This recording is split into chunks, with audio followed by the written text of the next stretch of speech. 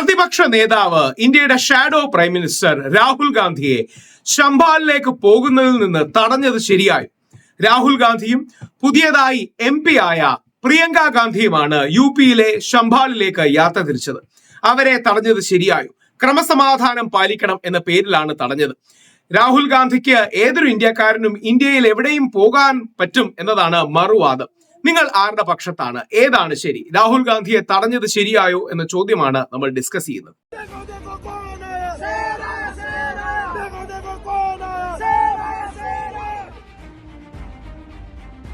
It's my right to go there to see what's going on.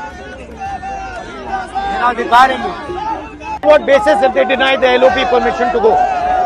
It's the issue of law and order. But am I going to disturb law and order? Where is the sensitivity? But I'm going to go with the police quietly and come back. I'm going alone. अकेला. यहाँ पे मतलब रोकने को बोला है. हम पूछ रहे हैं कि भाई परमिशन तो दिखाओ, ऑर्डर दिखाओ, कैसे कर रहे हो, किस बेसिस पे कर रहे हो. संभल जाने की कोशिश कर रहे हैं, पुलिस मना कर रही है, अलाउ नहीं कर रही है. एज LOP मेरा अधिकार बनता है कि मैं जा सकता हूँ, मगर तब भी वो मुझे रोक रहे हैं. जो LOP के अधिकार हैं उसके खिलाफ है.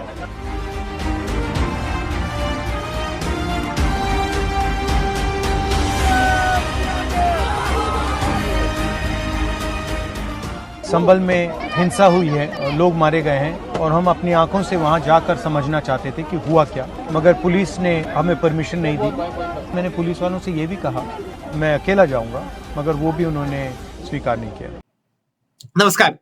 രാഹുൽ ഗാന്ധിയും പ്രിയങ്ക ഗാന്ധിയും ശംഭാലിലേക്കുള്ള യാത്രാമധ്യേ 10:15 ഇന്നലെ അവിടെ എത്തുകയും 11 മണിക്ക് ഡൽഹി UP വാർഡിലെത്തുകയും അപ്പോൾ പോലീസ് അവിടെ തടയുകയും ചെയ്തു. മണിക്കൂറുകളോളം അവിടെ ഒരു കയോസ് ഉണ്ടായി, ട്രാഫിക് ബ്ലോക്ക് ഉണ്ടായി, കോൺഗ്രസ് പ്രവർത്തകരും പോലീസും തമ്മിൽ ഉന്തും തള്ളും ഒക്കെ ഉണ്ടായി.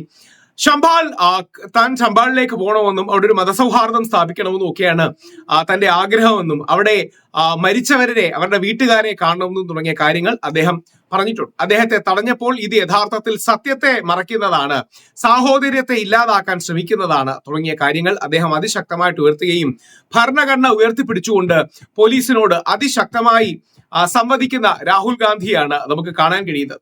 പോലീസിന്റെ ഭാഗത്തുനിന്ന് പോലീസിന്റെ ന്യായം പലപ്പോഴും വലിയ ട്രാഫിക് ജാമുകളിലേക്കും ലോ ആൻഡ് ഓർഡർ ഇഷ്യൂവിലേക്ക് ഇത് നയിക്കും എന്നുള്ളതാണ്. ആ രീതിയിൽ രാഹുൽ ഗാന്ധിയെ തടയാൻ, അത് പോലീസുകാരുടെ അഭിപ്രായമൊന്നുമല്ല, അത് പൊളിറ്റിക്കൽ ഡിസിഷനാണ്. UP മുഖ്യമന്ത്രി ശ്രീ യോഗി ആദിത്യനാഥിന്റെ പൊളിറ്റിക്കൽ ഡിസിഷൻ തന്നെയാണത്. അതുകൊണ്ട് അത് എന്താ പറയണേ, അത് പോലീസിന്റെ ക്രമസമാനം എന്ന് പറയുന്നതിൽ ഒരു പരിധിക്കപ്പുറം അർത്ഥമില്ല. ഓഫ് കോഴ്സ് പോലീസിന് ക്രമസമാനം പാലിക്കേണ്ട ആവശ്യമുണ്ട്. അപ്പോൾ എന്താണ് ഈ വിഷയത്തിലെ ന്യായം? രണ്ട് കാര്യങ്ങൾ എന്തായാലും രാഹുൽ ഗാന്ധി മാത്രമല്ല, ശ്രീ നരേന്ദ്രമോദി അടക്കം എല്ലാവരും ശംഭാലിലേക്ക് പോകണമെന്നാണ് എന്റെ അഭ്യർത്ഥന. കാരണം 5ഓളം ആൾക്കാരോട് മരിച്ചു. 5 പേര് മുസ്ലിം സഹോദരങ്ങൾ നമ്മൾ തന്നെയാണ്, ഇന്ത്യക്കാരാണ്, മനുഷ്യരാണ്. അപ്പോൾ അവരുടെ കുടുംബം, അവർക്ക് നഷ്ടപ്പെട്ടവരെ, തങ്ങളുടെ മക്കളോ അച്ഛനോ ഒക്കെ നഷ്ടപ്പെട്ടവരെ കണ്ട് ആശ്വസിപ്പിക്കാനുള്ള ഉത്തരവാദിത്വമുണ്ട്. ഒരു ലോക്കൽ അതോറിറ്റീസിനോട് കൺസെൻസസ് ഉണ്ടാക്കിയിട്ട് എല്ലാവർക്കും യോജിപ്പുള്ള ഒരു തീയതിയിൽ പോകുന്നതിലും തെറ്റില്ല. പക്ഷെ തീർച്ചയായിട്ടും രാഹുൽ ഗാന്ധിയും പ്രിയങ്ക ഗാന്ധിയും മുറി ഉണക്കാൻ അവിടെ പോകണം. എല്ലാവരും ഇവിടേക്ക് പോകണം. ഇനിയും അമ്പലത്തിന്റെയും പള്ളിയുടെയും പേരിൽ അടികൂടരുത്. രാഹുൽ ഗാന്ധി അടക്കമുള്ളവർ അവിടെ എത്തുകയും അതിന്റെ പ്രസക്തി ലോകത്തെ മനസ്സിലാക്കുകയും ഇത്തരം ചീത്ത പ്രവണതകളിൽ നിന്ന് നമ്മുടെ രാജ്യത്തെ മാറ്റുകയും വേണം.